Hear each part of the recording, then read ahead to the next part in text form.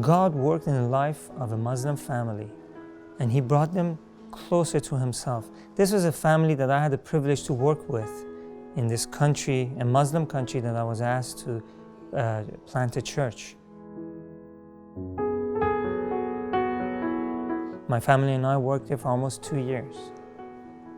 Well, Abbas came to us, we found him and we were able to Bible study with him, and he and his family were baptized and became Seventh-day Adventists.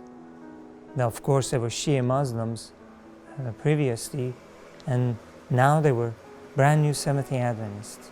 One of the most complicated truths that he grappled with and finally accepted and made the decision that he would follow the Lord all the way was the truth about the Sabbath. You see, in the country that he lived at the time, he had to work on Saturdays. In fact, Saturdays are a work day there. And he had to make ends meet. He had to make enough money to pay for rent and pay for food. And Saturdays were the most fruitful days for him. You see, he sold cotton candies. That's all he could do. He was not educated, not very well educated. And he wasn't able to hold any real jobs in this country because they wouldn't hire him, giving him any good jobs. So he had to sell cotton candies. And that's what he did on a full-time basis, 6 days out of the week.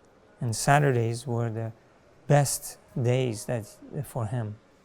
Well, after he accepted the Sabbath, he decided that this next Sabbath he will not go and he will not sell any cotton candies. So he stayed home.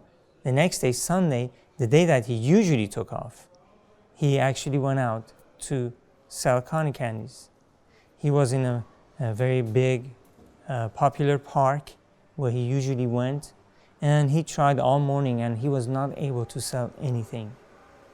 And he was really frustrated and was beginning to doubt whether or not he was right in accepting the Sabbath. So he whispered a prayer, "Lord, help me to sell my cotton candies." Well, right at that moment, after he prayed this prayer, a strange man came to him. In fact, Abbas told me that the man was wearing a suit, and he came over to him, and he looked, he said, a little bit like me. And, well, of course, it wasn't me, but the man looked kind of like me, he said. And the man told him, "Abbas, what is your problem? What's going on?"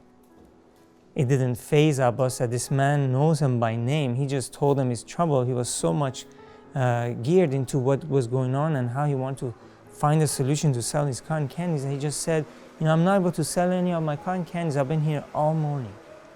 The man looked at him into the eyes and said, "Go to the other side of the street and you will sell everything." Abbas immediately obeyed. He had just come from the other side of the street, had not sold anything. He obeyed and he went to the other side of the street, and within 15 minutes, he sold all his cotton candies. Frantically, he tried to find this stranger and to thank him, but to his amazement, he couldn't find him. He was nowhere to be found. He looked over all the park and he could not find him. He understood that God had sent His servant, an angel, to tell him. It dawned on him that this stranger knew him by name. And he praised God and he rejoiced. From that day on, Abbas was never tempted not to keep the Sabbath, and he remained faithful to the Lord.